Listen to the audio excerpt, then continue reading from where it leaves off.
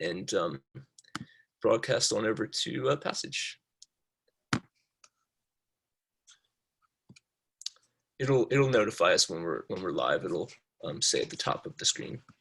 There we are. Hi everybody, welcome. Thank you so much for joining us tonight for the launch event for Ron Nyren's debut novel, The Book of Lost Light. My name is Evan Karp. I'm the events manager for Booksmith. We're an independent bookstore, legacy business, and mainstay of San Francisco's Haight-Ashbury district since 1976. Launching new books with local authors is one of our favorite things to do, even more so for debuts. As many of you know, each book has its own story, most of which are long and involve small armies of people.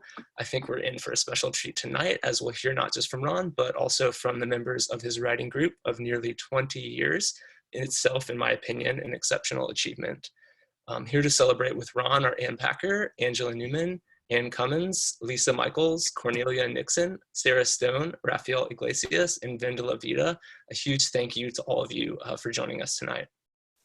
Before we get started, a little bit more about the store. Booksmith centers stories of the marginalized and underrepresented to create what we hope is an equitable place for everyone. Our store is open currently for limited browsing from 11 a.m. to 2 p.m. every day. We're also doing curbside pickup from 11 to 6 daily. You can shop online at booksmith.com anytime, of course, and we will deliver right to your door. We're currently offering free shipping throughout San Francisco and the East Bay. I should also point out that our amazing staff has put together a holiday guide for gifting and shopping purposes, which you can browse at the website. Since this is such a strange year and things are taking longer than usual, we definitely recommend you do your holiday shopping a little early this year. And we're happy to be able to bring you a lot of our events virtually while we shelter in place to help stop the spread of the coronavirus. We scaled down our events between now and the end of the year a little bit, but we do have a few coming up. This week on Thursday, we host Poorly Drawn Lines creator Reza Farazman for his debut graphic novel, City Monster. On Friday, we host the first of a 4-part series called Wall and Response with performances by Heather Bourbeau, Tongo Eisenmartin, Eileen Casanetto, and Chris Strofolino. That series features 4 poets per event responding to the social, political, racial, and justice narratives of murals in San Francisco's Clarion Alley. I was fortunate enough to get a sneak preview of this event and definitely encourage you not to miss it. Also on the horizon, we'll have a reading with writers from the Headland Center for the Arts. We did a series of these at the beginning of lockdown, which was really phenomenal. And a conversation, I think that's going to be on December 1, and a conversation between Annalee Newitz and Maria Davana Headley. Maria has a new translation of Beowulf just out, and Annalee is celebrating the paperback of The Future of Another Timeline, which I think will make a very fascinating conversation of feminist revisionist history and Anglo-Saxon writing, probably just about everything in between. You can find out more about those and other upcoming events at booksmith.com. But tonight, as I mentioned, we are, of course, here to celebrate the Book of Lost Light, Ron Nyren's debut novel. I'm going to introduce Ron, and he's going to give you a breakdown of the evening. You'll find bios for all of the writers in his group beneath the video. To save time, I will not be reading them all. All you need to do is scroll down just a little bit. And if anyone's having technical problems, I will be over to moderate the chat here in just a moment. Just a few quick items before we get started. At the top right corner of your screen, you'll find a chat window. I encourage you to show the artist some love, let us know where you're tuning in from, and ask questions if you have them at any point, as we will have a Q&A at the end of the program. We do have a one-strike policy for the chat. Anything remotely trolly or hateful, and we'll remove you, and you won't be able to get back in. Please don't do that to yourself or to us. And finally, we have signed copies of the book. If you don't have a copy yet, or if you're looking for that perfect gift, I encourage you to get the Book of Lost Light and support Ron and support Booksmith. I will drop the link in the chat, but it should also be beneath the video if you just scroll down a bit. That's it for me. Thank you all so much for being here tonight. Special thanks to Anne, Angela, Anne, Lisa, Cornelia, Sarah, Rafael, and Vendela. And to Ron, huge congratulations to you on Pub Day. We're honored to host your launch event, and I'm very happy to turn it over to you now. Okay, thank you so much, Evan, for that beautiful introduction. And I just want to say heartfelt thanks to the Booksmith and the Bindery for hosting this event and so many amazing events. And just to thank everyone for coming. And I also want to thank my brilliant writers group for all your help along the way and for being here tonight to help with the celebration. And thanks to my editor, Diane Gettle, and Black Lawrence Press for believing in the book and bringing it into the world, and to Zoe Norvell for designing this beautiful cover and the interior. And particular thank you to my friends and family who've been here all along. And a big shout out to my spouse, Sarah, for giving me so much encouragement and love and wisdom and insight as I wrote and rewrote this thing. And just really, really happy to be here with you all. So just to give you a quick idea of the structure of the evening, I'm going to start by reading a short passage. Then I'm going to ask everyone in the writing group a question. Then I'll read another short passage. Then the group will have a Q&A, and then we'll open up to questions from the audience. So start thinking of those or type them in at any time. So I started writing this novel with a simple question. What if you grew up being photographed every day of your life? And at first I thought it would be set in contemporary times, and the photographer might be someone like Sally Mann, who famously photographed her children as they grew up. But then I thought of Edward Muybridge, the man who pioneered the photography of motion, and the idea started going in a more scientific direction, and then it veered into the historic and came to be set in the San Francisco and the East Bay. So there are three main characters: Arthur, the photographer, who becomes obsessed with capturing time the way Muybridge captured motion; Joseph, his son, and the subject of his project; and Cornelia, Joseph's older cousin, who helps raise him and becomes a photographer in her own right. So I'm just going to read a passage from early in the book. The year is 1891. It's San Francisco. And all you need to know is that Joseph's mother died giving birth to him, and his father Arthur has taken to his bed. A Hungarian flat family in the flat above, the Hodgdews, looked after my father. Two of the Hodgdew daughters had recently given birth, and they wet nursed me. In the evenings, Mrs. Hodgdew brought my father chicken, potato soup, pork goulias, and cabbage noodle dishes. He ate little. One morning in early September, a knock came on the door. At first, so hesitant, he thought it was only footsteps on the stairs. Too heavy with grief to rise, he dozed off. A loud pounding awoke him. He climbed out of bed, opened the door, and was nearly hit by a shoe. A skinny girl in canvas overalls and a heavy coat stood in the hall, her pale hair blown about. In one hand, the shoe with which she had been banging. In the other hand, an envelope with his name on it. He took it, mystified, and scanned the letter inside. We offer our deepest condolences. We are sending you your niece, Cornelia. She is very capable and knows how to look after infants. She is not happy at home, and we believe she will be of great help to you during this difficult time. Quickly, she slipped inside and set down the sack she carried, as if to establish a claim. Her gaze quickly fixed on something behind him, the loaf of bread the Hodgdews had left the night before. I'll cut you a slice if you wash your hands, he said. When she did not move, he clarified, you'll have to wash your hands first.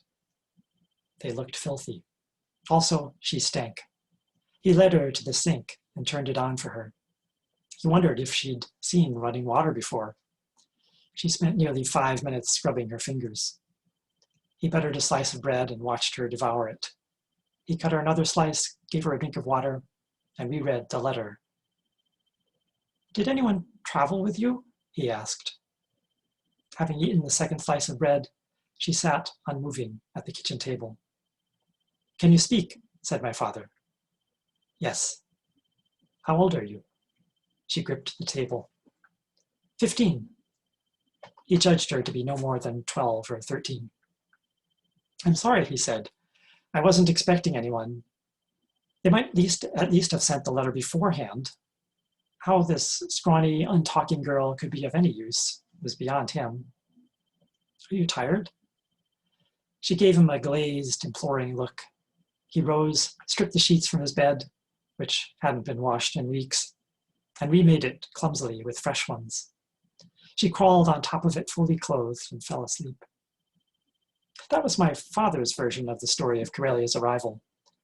Cornelia told me she wouldn't have knocked with a shoe. My knuckles were harder than shoes, she told me, from working on the farm. He didn't offer me anything to eat or drink until I asked him. He looked half dead, unwashed, with big circles under his eyes. If anything, he was less talkative than I was. The idea that I was mute when I arrived must be his invention. My father and Cornelia often remembered things differently, or perhaps it's more accurate to say that they told different stories. For example, Cornelia had never met my mother, but sometimes when I was very young, I found this difficult to understand. And I would ask her what my mother had been like. Cornelia would say, "Your mother was a tall and elegant woman who always wore pearls, even when she was cooking dinner." Or, "She loved to play the violin so much, she would stay up all night practicing." Once, she told a long story about my mother trying to buy a violin that she recognized as a Stradivarius in a junk shop. Unfortunately, she could not conceal her excitement, and the proprietor, realizing it must be very valuable, kept raising the price. When I repeated Cornelia's tales to my father, he would sigh. "None of that is true," he would say. "She never played the violin." "You photographed her playing it," I said. The violin belonged to a friend of hers. I don't know why Cornelia makes up these stories. Cornelia would have been 18 or 19 then, beautiful, restless, and increasingly given to wild inventions. I could never resist encouraging her. The photographs of my mother proved too tempting a source of inspiration. "Tell me about the time my mother scared off an outlaw with her sword," I would ask, and Cornelia would oblige.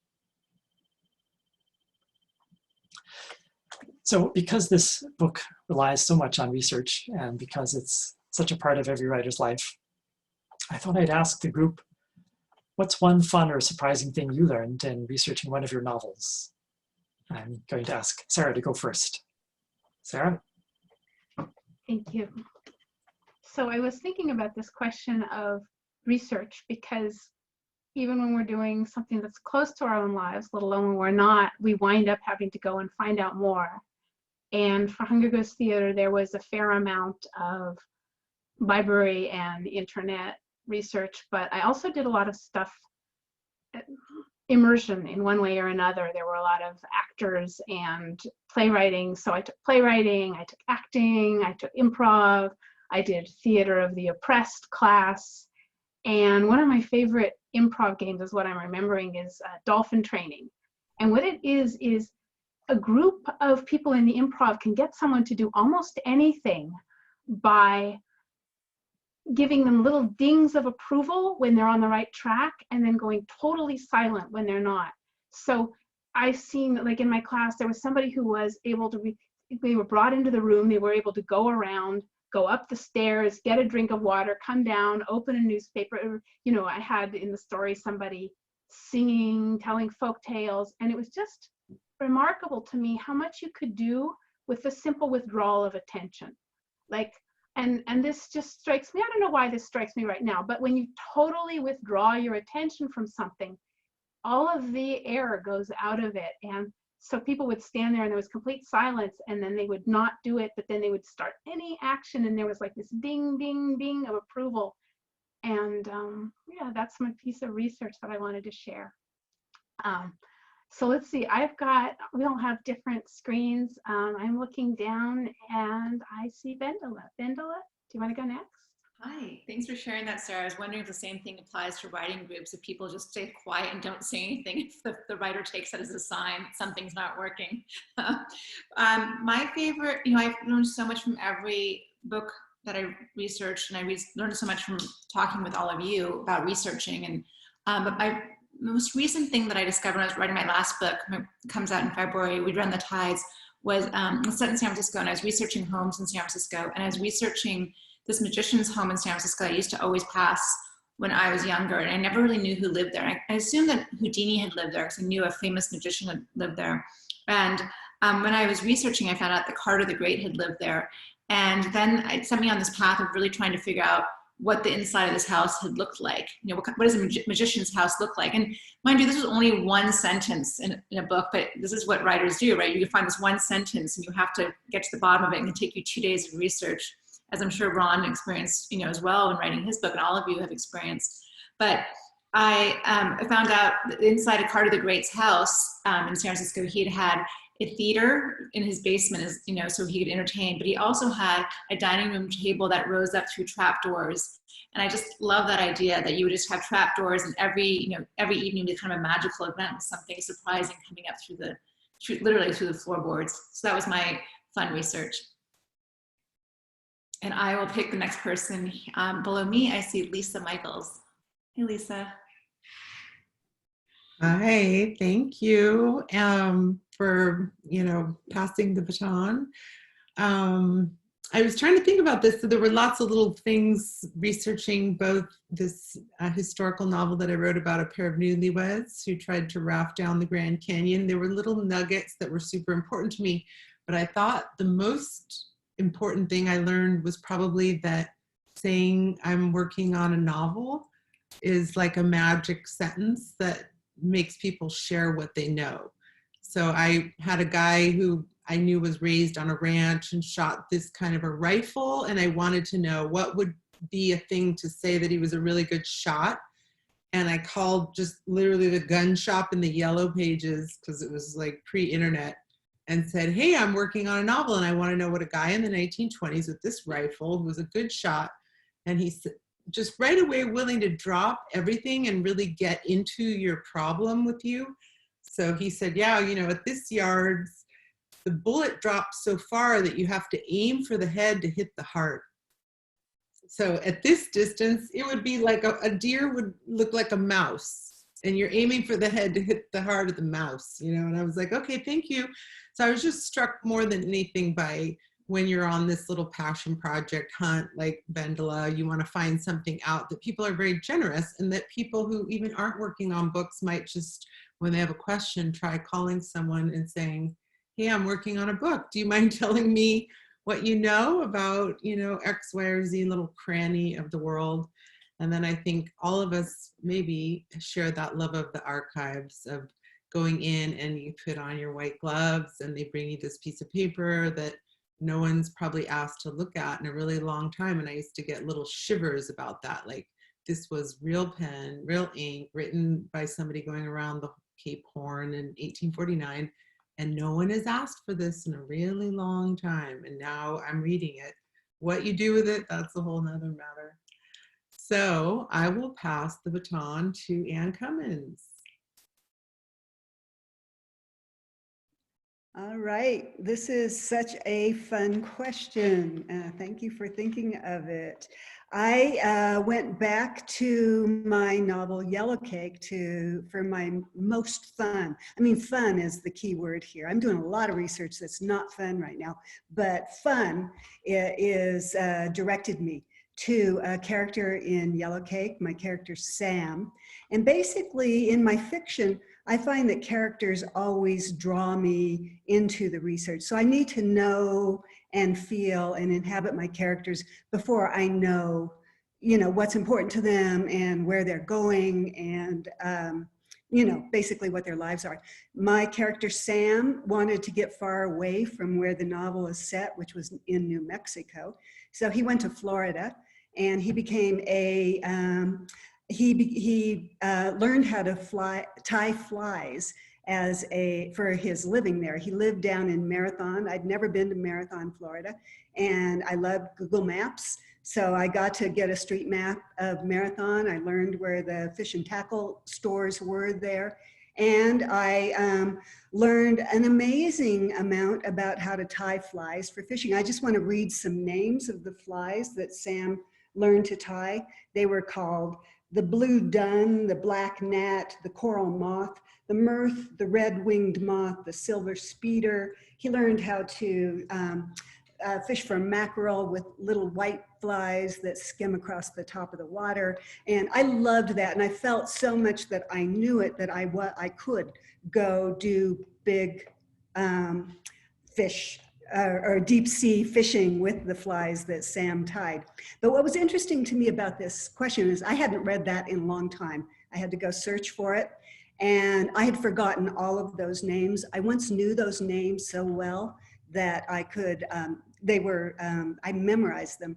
And I was interested in how it tied in with a theme of Ron's book, which is what time takes away from us. And I find when I'm living in a novel, I know it so well. And then really, my fiction has slipped away from me. And it's lovely to go back and remember, but it's completely different than when you're living the character. So that's me.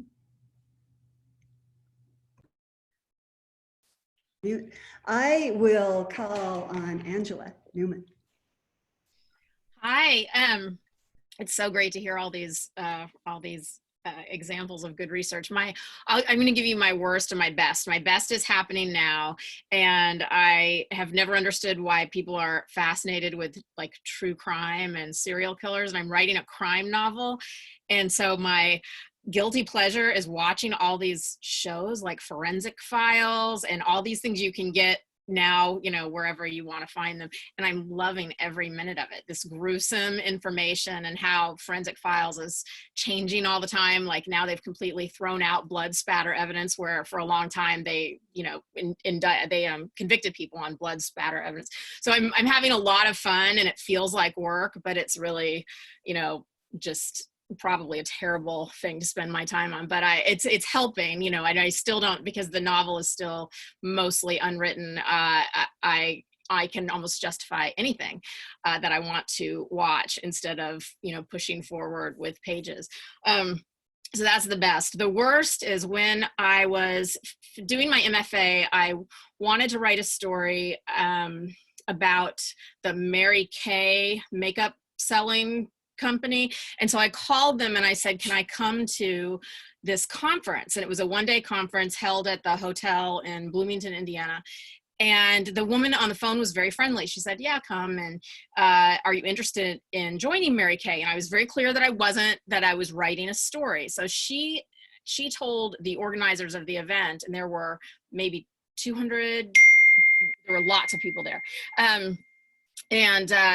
She told them that I was writing a story, but either I wasn't clear with her or she wasn't clear with them that it was a fiction story. So I arrived and they thought I was a journalist, and they were not friendly. I mean, like I kept trying, and I kept asking questions, and they wanted to know why I wanted to know everything. So I left. I didn't finish the story, but I left feeling very suspicious of Mary Kay as an organization. And it's it's one of those, I mean, I think it's legitimate, but it's one of those sort of pyramid type things where you have to get people below you to sell and buy. And they were very sort of defensive about questions, and it could have been the manner I asked them.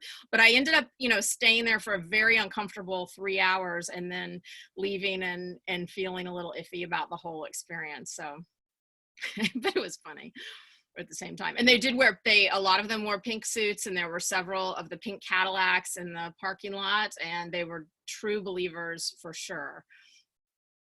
So that's for me. I think the last folks are Rafa and Anne, right? And the other. And Cornelia too. Yeah. But we'll go, and then we'll pass it call to Cornelia. on Neil. But first, Angela, we have to know, what effect on the story did that experience have? Like, did it tinge the way you portrayed the character who was involved in Mary Kay? You know, I finished a draft of the story, and I ended up not going back to it. It didn't fit in the way I thought it would, but I have thought about revisiting the phenomenon of the company again and calling it, you know, like Mary Stay or whatever, something very close, but not exactly. So I didn't, it wasn't what I need. It didn't end up being what I needed. So it didn't really affect it that much, except that it didn't go anywhere. Right. That's an effect. Do you want to go first or shall I? Sure, I'll go first. Okay. Mine didn't start as research, and it didn't exactly end up as research. When my first son was born in 1981, I rented a small office in a building of small offices, and I worked there for 37 years. In fact, I stopped working there when they tore the building down. So I guess partially out of grief over losing this place, I decided I should write a novel about it. And while I had been there during those 37 years, because this building was a hotel in the 19th century and didn't become an office building till the early part of the 20th, I'd heard from people, a number of what famous folks had been there. I heard that Mark Twain had worked with Ulysses Grant on his memoirs. I heard that Mary Lincoln and the former enslaved Elizabeth Keckley had gone there to try to sell her dresses. And I knew from tenants in the building when I arrived that there were a number of other left-wing and what I thought of as lost causes. The Abraham Lincoln Brigade had its offices there. There were many other union organizations. The IRA, the Irish Republican Army, had an office there. And I came to think of it as the building of lost causes. And I sort of thought of what I was doing as kind of a lost cause as well. So I decided I'd write a novel called The Building of Lost Causes, and I began to seriously research in the last year or two what was actually in the building. And I found out some of it was nonsense. Mark Twain and Ulysses Grant were never there. The Mary Lincoln story was true, and of course, the Abraham Lincoln Brigade had its offices there and so on. But I decided I wanted my novel to be about a Cuban American who had been brought here in the 60s. My father comes from a Cuban American family, but they came much earlier in the 19th century. And what I decided I wanted to do is write a time travel novel in which he keeps getting sucked back into the past of the building where he's working and discovers all these little hidden parts of the lost causes of American history. And I became regretful that I couldn't bring him in any way to the history of Cuban Americans in the United States, that Jose Marti, for example, was in New York for 10 years in the 1890s, and various other things. And it frustrated me, as often my research does, that it just doesn't give me exactly the perfect story. So I gave up on that and decided I would just invent whatever I wanted to invent. And then recently, reading a piece about how popular conspiracy theories had become, the article went back and showed how back in the 60s and 70s, there were also a fondness among left-wingers for conspiracy theories. And they started harping on all the conspiracy theories about JFK. And they said, one of them were the many conspiracies of theories about whether Lee Harvey Oswald was an assassin for the CIA or an assassin for the Cubans and so on. And what a big scandal it was when it was brought out that he had passed out leaflets, Lee Harvey Oswald, before he did the assassination, in New Orleans for a left-wing organization called the Fair Play for Cuba Committee, which was a pro-Fidel committee in the early 1960s. And they had a picture of Lee Harvey Oswald's membership card in the Fair Play for Cuba Committee. And on the membership card, on the website, was the address of my old office building. The scandal of him having been arrested for the assassination broke the committee, and they left the building. And apparently it was so shameful that nobody in the building ever remembered it. It was a lost part of history. So by accident, the research worked out. That's funny. From one building to another. So my novel in progress, or maybe out of progress, recently possibly completed, is a novel that I really, really, really struggled with. Probably if I looked at it right now, I would feel the struggle flooding back. And a lot of the struggle was, well, what the hell is this about? I had disparate storylines, different time periods.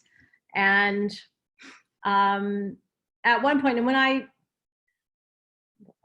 write, I write very instinctively. I can't plan for the life of me. In real life, I'm a total control freak, plan to the last minute, but with writing, I just go. And at one point, while I was writing this novel, I had a man in the 1930s who was a psychoanalyst. And I was telling his story by having journal entries that he wrote. And I would love to resurrect this moment, but for whatever reason, I looked up where might he have taken an 8-year-old in Manhattan. And I stumbled upon a thing called the Museum of Non-Objective Painting. And I love the name of the museum. It's just so absurd. And so I put that in, and that was where he took his son. And it turns out that it's a real turning point for the characters, because this man was, as I said, a psychoanalyst and a psychiatrist, and he calls his answering service and finds out that he's had a patient attempt to take his own life. And so he decides that it's appropriate that he leave his son alone in the museum, give the museum guy money to get his son into a taxi, and he leaves and goes off to the hospital. And so it's one of those sort of moments in a family's history, like the time you left me in a museum, it just becomes super, super important.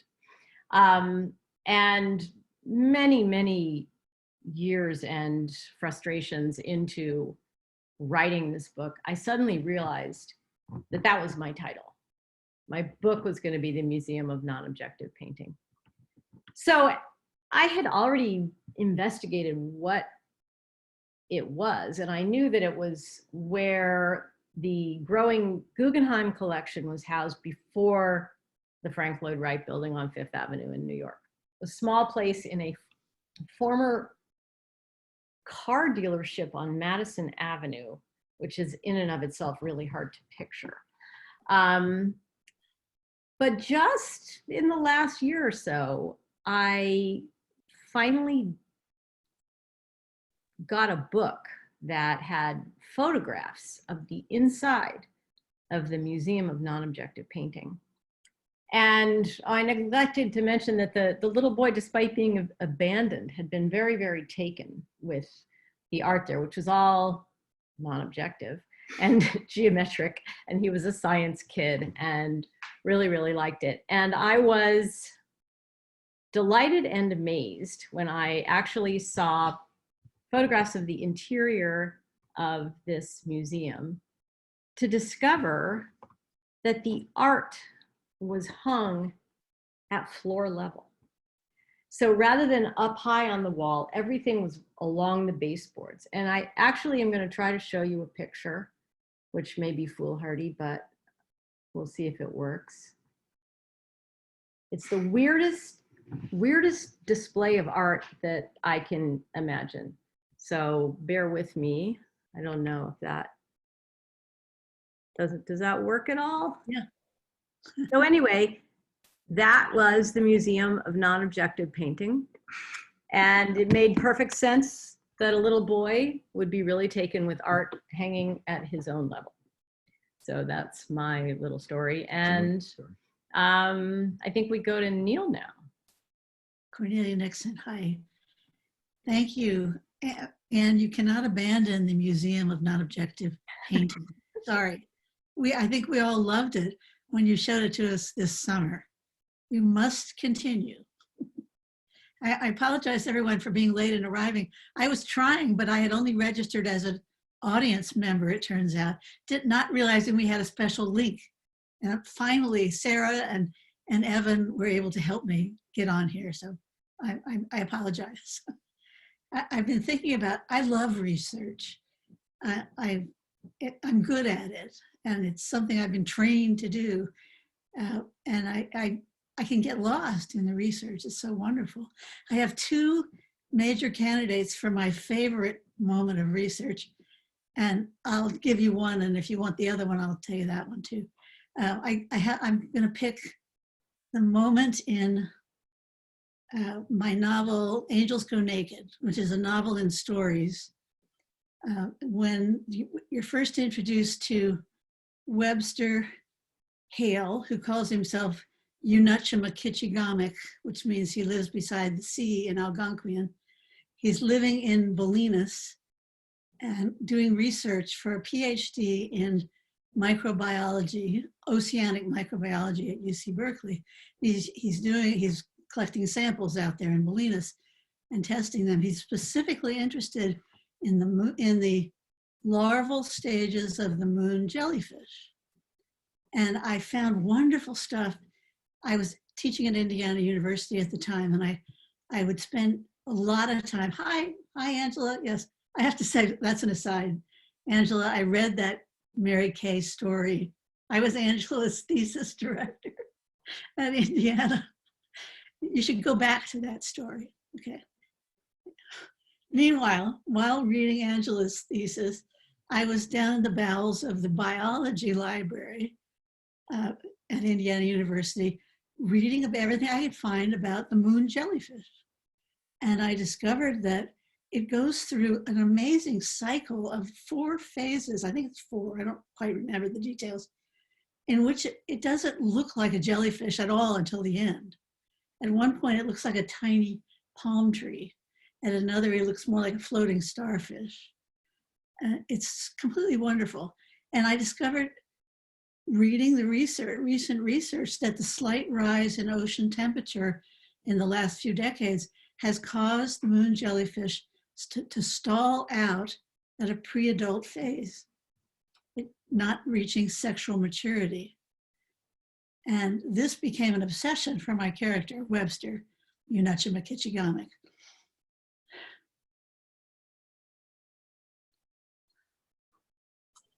Cool. Thank you, Neil. Wow, this is just a great panoply of fascinating stories, and I want to hear more. And if you want to hear more, you go out and get all their books if you don't have them already, because these stories are in there. So I'm going to read another little passage, and then we'll go to some Q&A. So this one comes from the middle of the book, after the 1906 earthquake has sent the family fleeing to Berkeley to stay with Arthur's patron, Mr. Hallgarten. And all you need to know is that Thomasine is Mr. Hallgarten's daughter. And by now, Joseph is about 14 years old. Tuesday night after dinner, Thomasine invited me to sit on the balcony with her to watch the stars come out. It was 6 days since the quake. We stared at the city across the bay as its blackened ruins slowly disappeared in the twilight. It seemed to me she and I were bound to each other in some way. There were several imbalances between us: her father's greater wealth, our presence on their property, our dependence on their help. Yet it struck me that she was aware she still owed me something in the ledger of intimacy. I wanted her to know that she could trust me. I leaned closer to her as if to get a better look at the city, but it was her profile that I studied. How had I not seen before how beautiful she was? "Do you ever wonder," she said, then stopped. I was trying to formulate some kind of compliment about her eyelashes when a noise came from the yard below. We stood. A figure approached the house, moving uncertainly, tracking back and forth as if correcting course. A man I didn't recognize. Right before he was about to go out of sight beneath us, he stopped, swayed, and fell. "Mama," Thomasine cried, bolting into the living room. I followed her down the stairs and out the door. She leaned over the man lying with his face in the grass and turned him over. His eyes were closed. He wore a long greatcoat with a singed hole in the front, large enough to put a hand through. His hat had fallen off, revealing a considerable mass of long black hair. Mud caked his shoes and trousers, and the reek of earth and whiskey came off him. Thomasine ran into the house. I thought to get her mother, but instead she returned carrying a vase of flowers. She yanked out the bouquet and upended the water over his face. I admired her quick thinking. He sputtered and gave a shout, half rising on one elbow. A flower stem, blackened and flattened by rot, clung to his stubbled cheek. He wiped his face and looked around, groggy. After a moment, he extended his fingers toward Thomasine. She set the vase down, as if she thought he wanted her help getting up, but instead he grasped the flowers by their heads.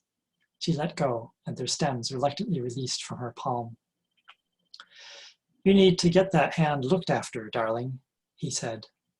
She held up her palm in the moonlight. Beads of blood appeared where thorns had dug in. "I didn't notice they were roses," she said. Mrs. Hallgarten came out and sent Thomasine back into the house, eyeing the vase as if the man had been caught thieving. I explained what had happened, irritated to have my moment with Thomasine broken. "You smell of whiskey," Mrs. Hallgarten told the man. He struggled up. "My name is Nicholas Forrester," he said, "and the whiskey is, in this case, more medicinal than diversionary." He lifted his hands in the air, showing us they were scraped and swollen. Under Mrs. Hallgarten's scrutiny, he seemed to sober up. He said that he'd crossed to Berkeley on Friday and spent a damp night in the university baseball field, jammed in a small tent with 5 Scotsmen. He'd come across the newspaper's list of refugees staying in Berkeley and saw his friends, the Vissers and the Crowleys, were at the Hallgartens. Before he could leave, soldiers commandeered him to help dig latrines for the camp. 3 hours later, they let him go, and the Scots shared some of their whiskey. "I'm sorry to have collapsed of exhaustion on your lawn," he said, "and I'm grateful to the girl for the dash of fetid water to the face." So I'll stop there. Just wanted to say that sending my characters to the East Bay after the earthquake was inspired by some reason when I was researching artists of the time period, and discovered that a group of artists, including one, Xavier Martinez, who lost their studios in the fires in San Francisco, traveled over to Berkeley and camped out in the backyard of a mutual friend, Herman Whitaker, a novelist of the time. And they lived in his backyard for many months. And Xavier Martinez would end up marrying Mr. Herman Whitaker's 17-year-old daughter within a year. So I was just fascinated by what conversations must have gone on, what revelry as they sat around the bonfire, and that inspired the writing of my novel. So at this point, I think we're at 6:15. So I think I would like to open it up to questions. If the writing group has questions, or we can also open it up to the audience questions to ask of any of us. And but I'll let Evan be the master of ceremonies for this part. Awesome. Thank you, Ron, and thank you all. This has been so lovely. What a fun event this has been. I want to encourage you all, if you have questions, to go ahead and ask them in the chat, and I'll be happy to pass them on. We do have a question here from Joseph, and it's for Anne. He's wondering why the museum hung its art at floor level. He notes that he's a former lifelong New Yorker and never heard of the place. I think it was the person who brought all the art together and got this museum going was a woman named Hilla Rebay, who was the lover of an abstract painter from Germany, whose name I'm now not recalling, but she was a real force and a real eccentric. And I suspect that that's why she hung the art at floor level. It's a great question, and I'll have to go back to the book I have and look for it. But it was a real surprise seeing that photo. I have a question for Ron, if that's okay. Of course. Ron, sorry. Thank you so much for writing this book. I just love the way it feels. It's such a beautiful book, and it's been so fun to see the revisions you've done over the years. And you've really taught me a lot about revising too. I learned so much about revision. We learned something from everybody in the writing group. And I could say what everything is. I was thinking about this today. I was thinking what everyone's taught me, but I've learned a lot about revision from you. And I'm just wondering, I know you talked a little bit about your research, Ron, in writing this book, but I'm wondering if you could mention or talk about which novels, either current or of that time period you're writing about, really influenced you during writing the book of Lost Light? Sure. Well, that's a great question. Yeah, when when I first started to write this novel, I thought, I have no idea how to do plot, so I need to find a writer who doesn't, need plot, and study how she did it. So I took down this novel that I'd only recently read a year prior, Marilyn Robinson's Housekeeping. And I thought, what a beautiful novel. There's no plot here, so I'm going to learn how she did it. So I reread it. And damn if she didn't have a plot. I mean, the language is so beautiful, the ideas are so beautiful, the characters are so wonderful that I didn't notice the first time through what a totally classic plot that book has. So that's one that I reread many times. Also, Rebecca West's marvelous novel, semi-autobiographical novel, The Fountain Overflows, British novel, but of this era. And Dickens' Great Expectations also, just for some reason, I turned to that for help in sort of navigating an older first-person narrator describing his childhood. So those three books are kind of what I call them my mentor novels, because I relied on them a lot. Well, great. Thank you. That's so funny. Yeah, when I think about Housekeeping too, I don't think about a plot, but now I'll go back and read it and look for the plot. I was having the same reaction. I have a question also, but I was thinking I couldn't tell you what the plot of Housekeeping is either, and I love that book. I've read it twice at least, and I have no idea what the plot is. I can tell you what the plot is. What? I can tell you what the plot is. I heard the great poet Robert Hass on the subject when he was interviewing her on the UC Berkeley campus. He said it inverts the 18th century plot of trying to rise to the house, rise in station till you have the great house. And it goes the other way. You leave the house, you get away from the house, you go out back into nature, and it all frees you. That's a plot. That is a plot. Cool. Thank you. Yeah, that's helpful.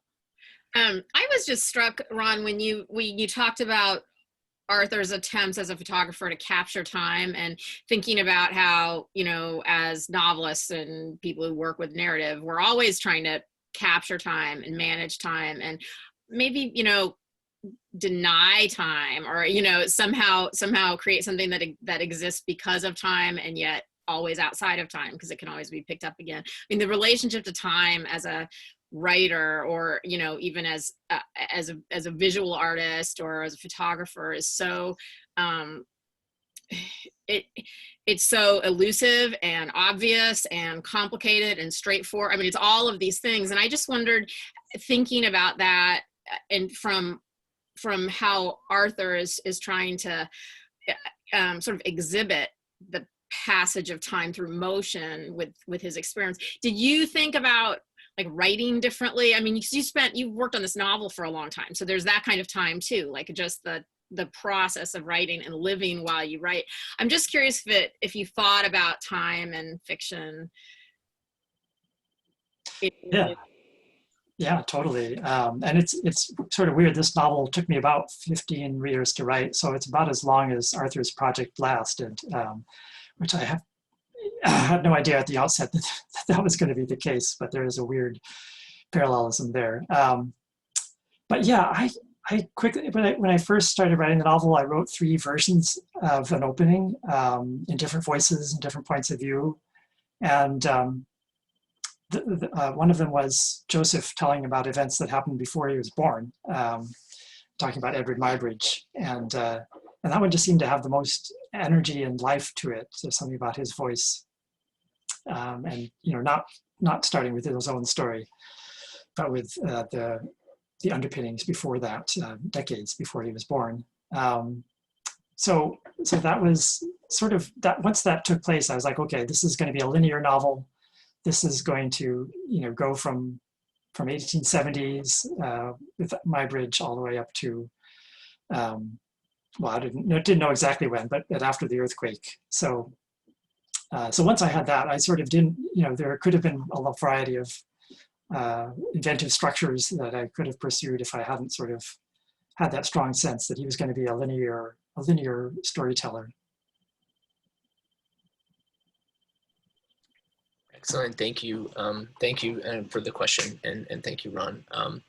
I have some audience questions coming in. Thank you all for asking there. The first one is from Peg Alfred Purcell, and actually also Susan Carr. We have a couple of folks who want to know what kept you immersed in this creative work over the time period that you've been working on it. Sometimes, I was baffled about what I was going to do next in the novel. I would just reach a point where I would have no idea how to proceed, but it never stopped fascinating me. I mean, I guess that's why I kept going, was I was always really interested to find out what these characters were going to do. And sometimes they kept me on tenterhooks for far too long. And I think the other thing was just because I did a whole lot of research before I started writing. I had the earthquake that I was excited about getting to. I had the post-earthquake being refugees on someone's property with all that entails that I was excited to get to. And I had no idea what was going to happen with this project. So I really wanted to find that out. So, and there were just all these interesting byways to explore in terms of art and theater. And I was so excited to do this. It just took me a while to wrangle it all into one story and winnow away everything that, like that old joke about how do you make a sculpture? You whittle away everything that doesn't look like David. There was a lot of whittling eventually, but I was just always so fascinated by all this material that I turned up that in my characters. That sort of kept me going even when I felt I was beating my head against the wall. Thank you, Ron, and thank you, Peg, and Susan. The next question actually follows off on that. It's from Harriet Chessman, who's wondering what surprised you the most or maybe diverted the course of your story as you wrote. Wow, that's a great question. I was surprised. Early on, I decided to write a sketch of the plot, although I was still learning about plot. And I had an idea for the ending. And then by the time I got there, I sort of had various facsimiles of that I wound up in, but it took me a while to come across the ending. And at one point, the last version that I showed the group, I'd done tons of rewriting. I was very excited about it. And I showed it to the group and they said, wow, this is wonderful. We love what you've done. We love how you've rewritten this book. And your climactic moment, it comes about because of the actions of the minor characters. And isn't it more typical for the major characters to have a role? And I said, oh, right. So it seemed so obvious once they said it. So then I had to go back and figure out what my main characters were doing. I often have a tendency to evade and keep my main characters out of trouble by having minor characters do the trouble for them. So that was an aha moment that changed the course and led me toward my current ending. I love that. Thank you, Ron. And also thank you, Harriet, for the question. The next one comes from Kenneth Nyren. Perhaps you are familiar with this person. They're wondering, would you please talk about the title that you chose? Thank you, Ken. Ken is my brother. So glad you could be here, and that's a wonderful question. I went through a lot of titles with this. It was originally, what was it originally? Boy Made of Light for a long time, and then it was Collector of Lost Light. Then I had an agent for a while, and she said, oh, Collector of, that's overdone. Oh no, I submitted it to her as the country, in the country of time. I kind of like that title. She said, no, that's not good. So we went through a lot of titles. She wanted to call it Lost Light. Wasn't really crazy about that. And after we parted ways, I went back to the title that seemed the closest to what I wanted, which is the Book of Lost Light, because there is an actual book that gets involved in the plot, but it just seemed to capture the emotional tone that I wanted to set with this novel. Love it. Thank you, Ron. And I love where you landed. I like the title a lot. Thank you, Ken, for asking. The next question comes from Melina Watrus, who is wondering, and I don't know, perhaps this is a loaded question on this evening, but what's next for you, Ron? Are you currently working on a new novel? Is it, are you working on stories? What's going on? Yeah, thank you, Melina. I am currently, I have brewing in my head, and I have written a bunch of material for a novel that's based on one of the Greek myths that the characters in this book, as they perform stories from the Finnish Kalevala, but they also occasionally do a Greek myth for variety. And so on one of those stories, just something about it captivated me. So I'm using this Greek myth as a basis for this thing that I'm working on now. So we'll see where that goes. Awesome. I look forward to seeing that. So we have a question now from Steve Saunders. This is for any or all of the writers, anyone who cares to respond. I'll let you chime in. The question is as follows. Do you have anything that repeatedly serves as a seed or genesis for a novel? Is there often a particular character or a relationship or a set of relationships or a phenomenon or experience like aging or falling out of love? Or likely enough, I guess, is every story different in its genesis? And if anyone would like to speak to that, I will. Yeah, fascinating. Does anyone have an initial thought on that?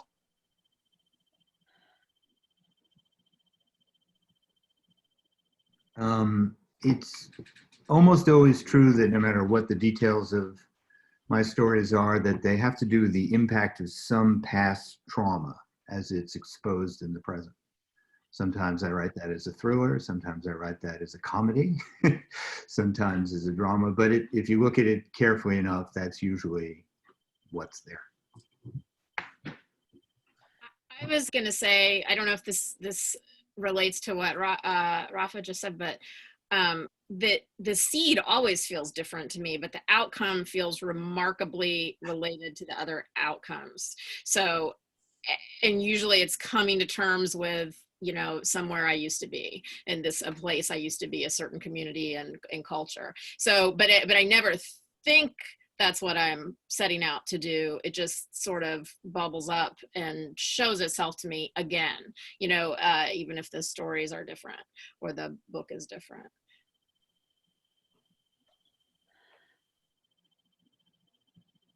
So I'll jump in here. This is on a different subject. Ron, I'm curious about the nature of performance in your book. And, you know, you've got the middle of the novel has players that come together after the earthquake to do spontaneous plays in their refugee camp. You've got Joseph, who becomes an actor,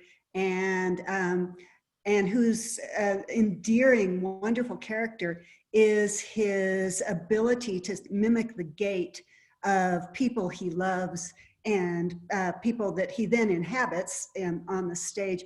Can you talk about the sort of the platform of performance that holds up your novel? Sure, thank you.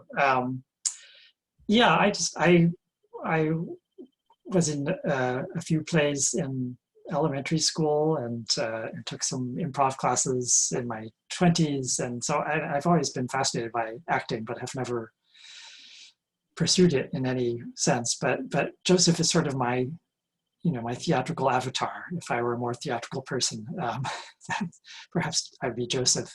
So I just thinking about Joseph in front of the camera from day one, you know, what happens to you if you grow up with that? It seems like you're not in the natural part of your life is being photographed once every day.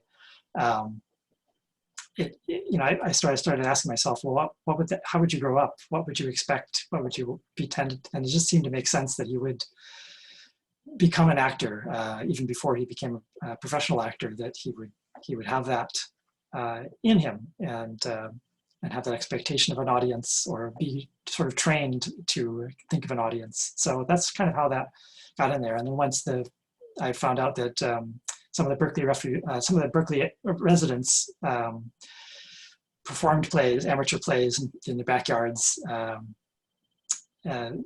regularly. That just seemed like, okay, this is a custom of the time. This makes a lot of sense, and they would be doing this.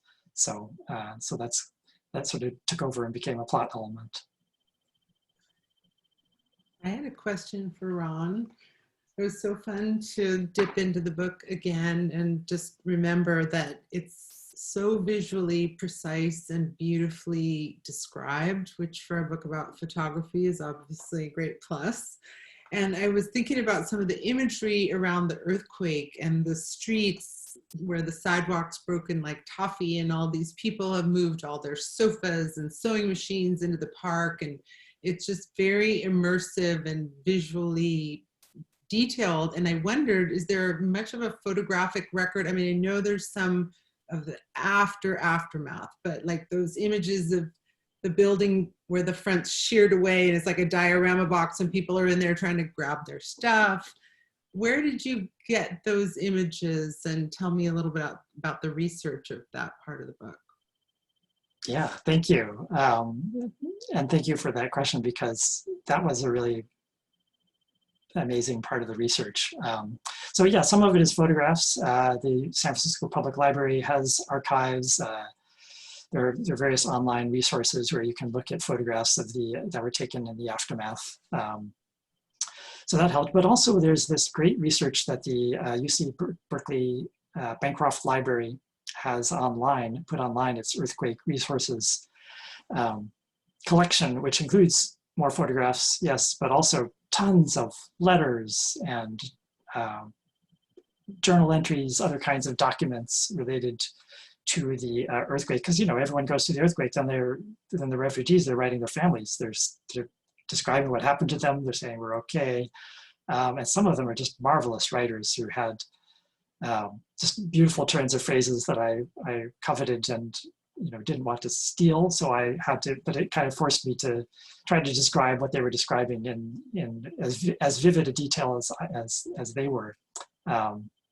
So that was just a huge resource, and it's still online. If you Google Bancroft Library earthquake archive or your earthquake resource, you'll probably get it. And I could just spend hours reading these letters describing what people went through, the different things people went through, from the tragic to the mundane to the hilarious.